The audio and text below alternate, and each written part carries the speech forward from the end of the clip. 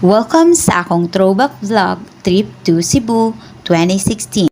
Day 1, nilarga mi gikan sa Davao padulong sa Queen City of the South.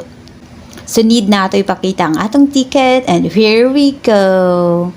Cebu! Day 2. Una na mo giadto ang gardenia ug hasta kahumot sa ilahang mga pan. So, recommended jud kaayo na limpyo ang pan na gardenia. Next stop, Pentax. Pagsulod pa lang namo, nisugat na sa amua ang nagkalahi-lahi nga camera. Napa sila isa ka room na nakabutang dito ang ilang mga history silahang Pentax camera. Ug mao ni siya ang ilang pinaka-latest na model during that time.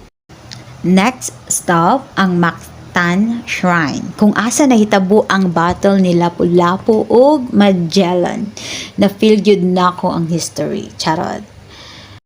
Nagsuroy mi sa Ayala. And of course, nangaon is very important. Day 3, nagbulag na mi sa IT group kay kaming mga librarian ni bisita sa school. So first stop, Cebu Institute of Technology University.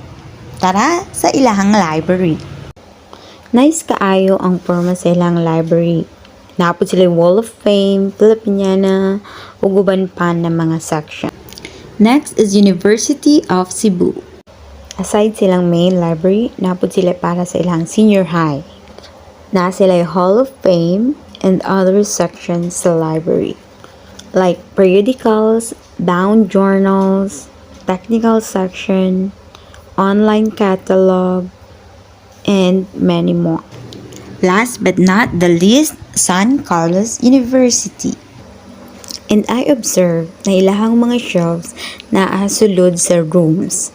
Like for example, this one, Science and Technology Stack Area. Muna akong pinakaganahan sa tanan na ay food and drinks inside sa ilahang library and elevator sa ilahang libro.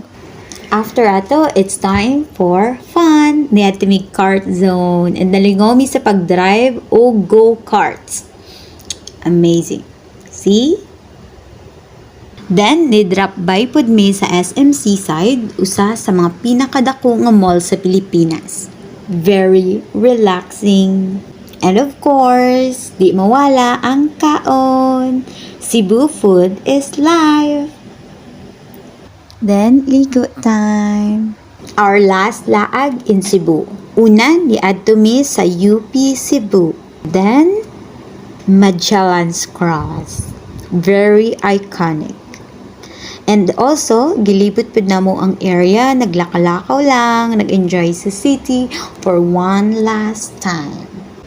After sa mong pagtuyok-tuyok, ni adto na mi sa airport ug kinahanglang manguli.